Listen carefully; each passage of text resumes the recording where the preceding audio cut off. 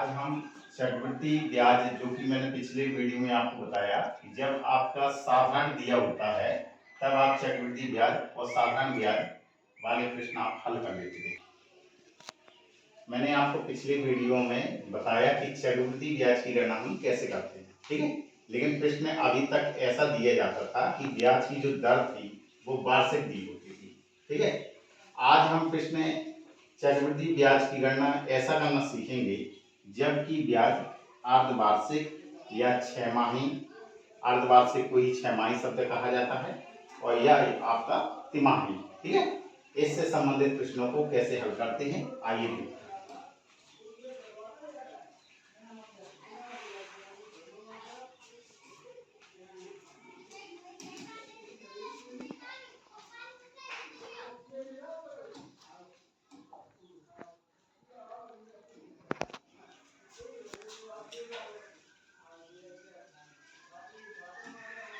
चक्रवृद्धि ब्याज की गणना करना। चक्रवृद्धि ब्याज की गणना करना जबकि ब्याज छमाही या अर्धवार्षिक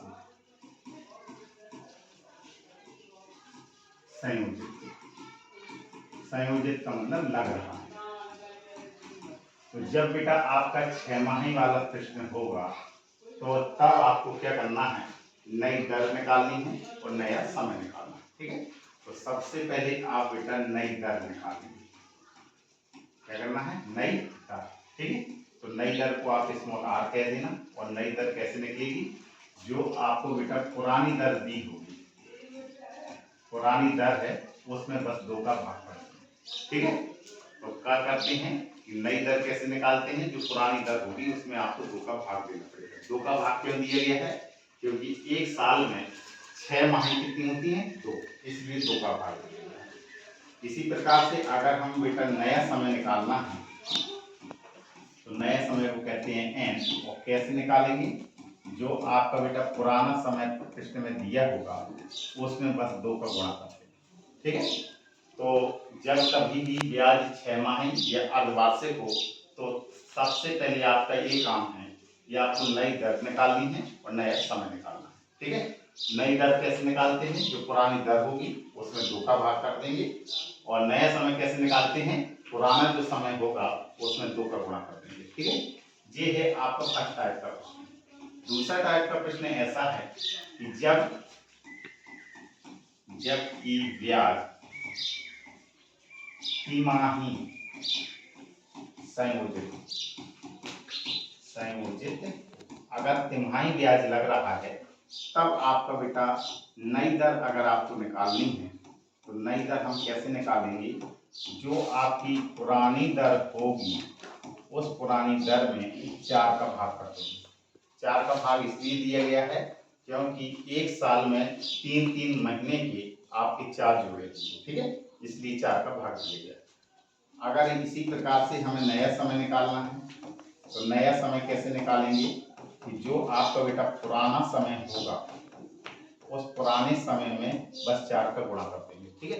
तो कहने का तात्पर्य ये है, अगर हमें चक्रवृद्धि ब्याज की गणना करना है और ब्याज आपका या तो छमाही कहेगा या आपको तिमाही कहेगा, ठीक है। या तो आपको छमाही कहेगा या तिमाही।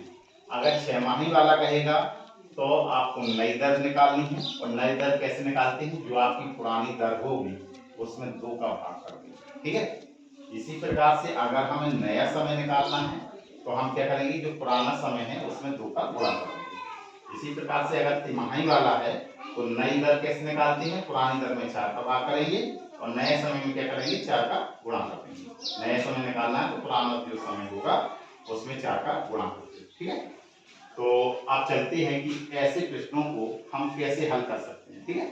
फिर आपको बस लास्ट में क्या करना है, इस फॉर्मूले का यूज करना है, ए बराबर पी इंटू 1 प्लस आर बटे 100 और घात में एन। ये आप जानते हैं क्या होता है, चक्रवृद्धि मिश्रधन।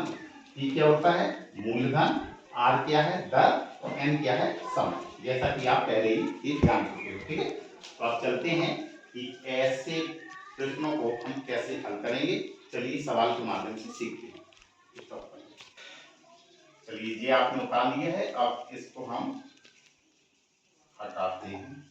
चलिए आप प्रश्न लेते हैं कि जैसे मान लीजिए सपोज एक एग्जाम्पल दिया है। कैसा एग्जाम्पल है कि एक व्यक्ति की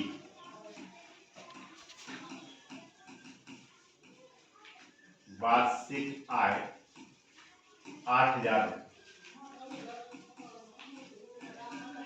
ठीक है, ये आप प्रश्न को चेंज कर दो, ऐसा चेंज कर लीजिए।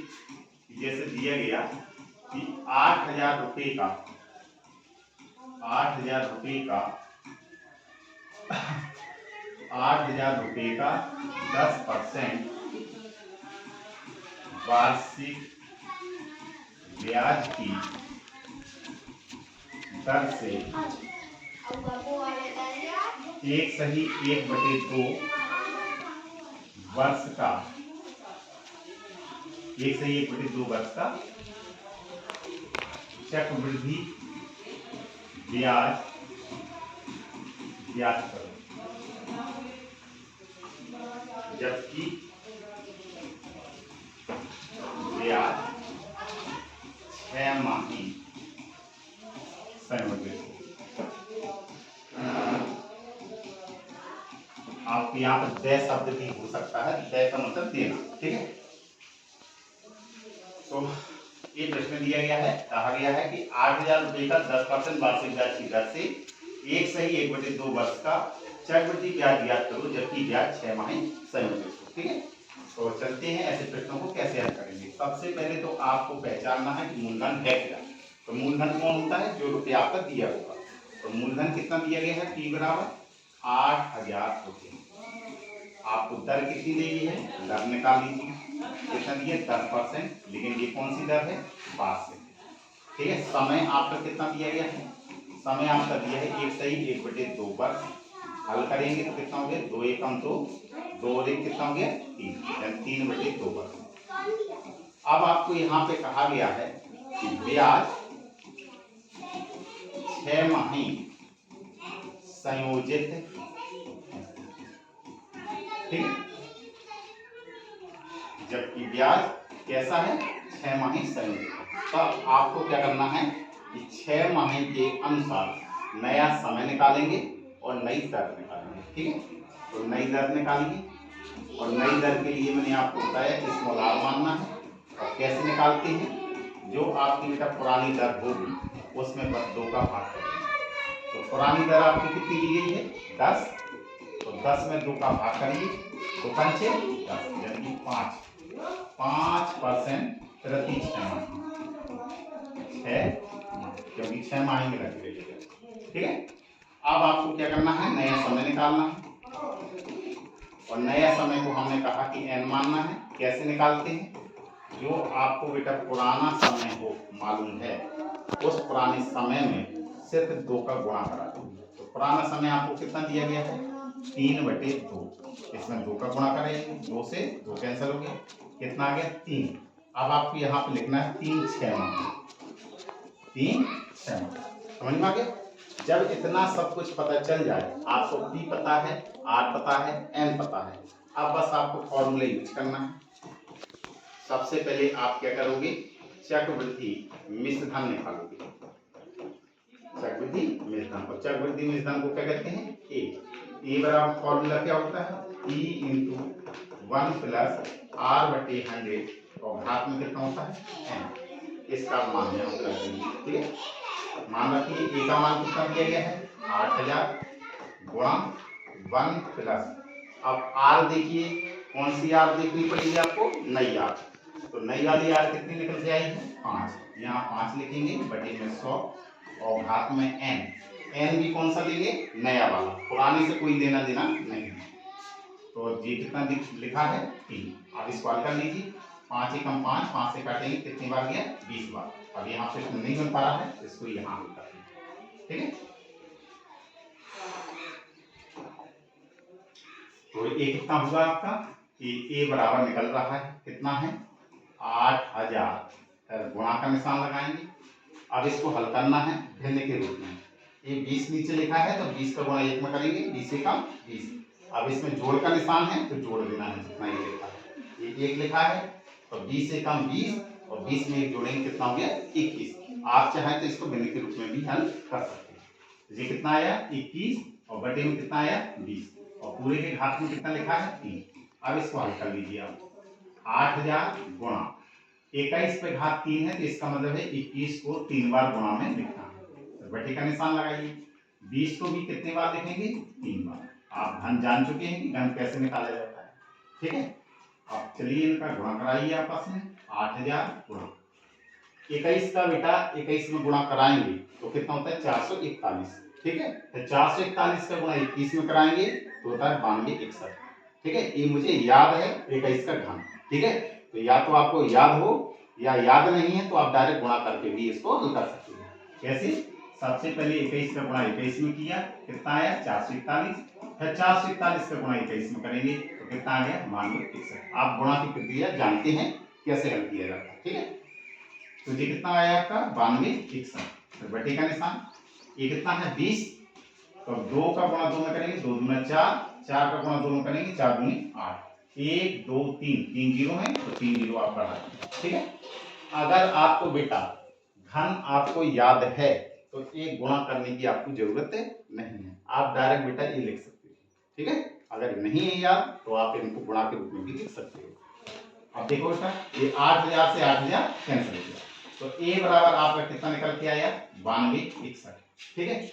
ये आपका क्या आया है चक्रवृद्धि मिश्र धन, चक्रवृद्धि मिश्र, ये आपका चक्रवृद्धि मिश्र धन आया।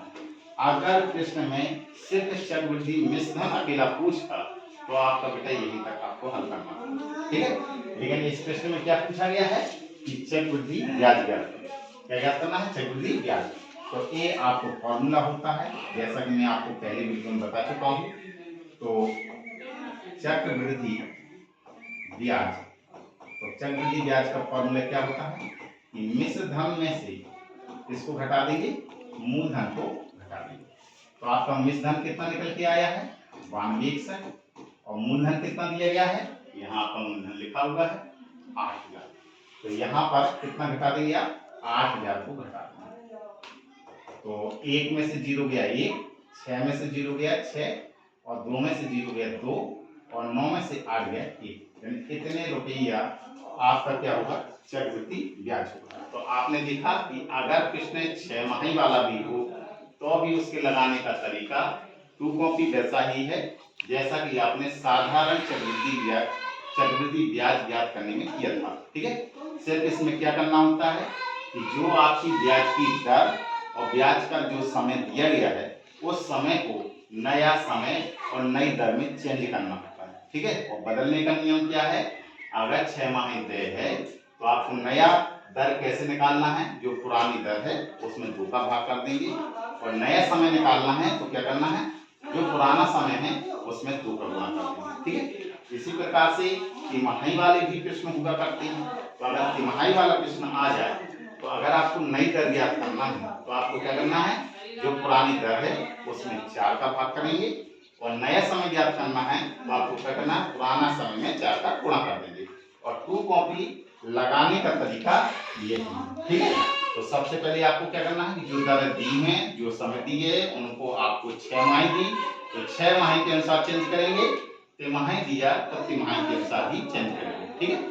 तो आशा है कि आपको ऐसे प्रश्न समझ में आए होंगे और आपको ये बनेंगे, ठीक है।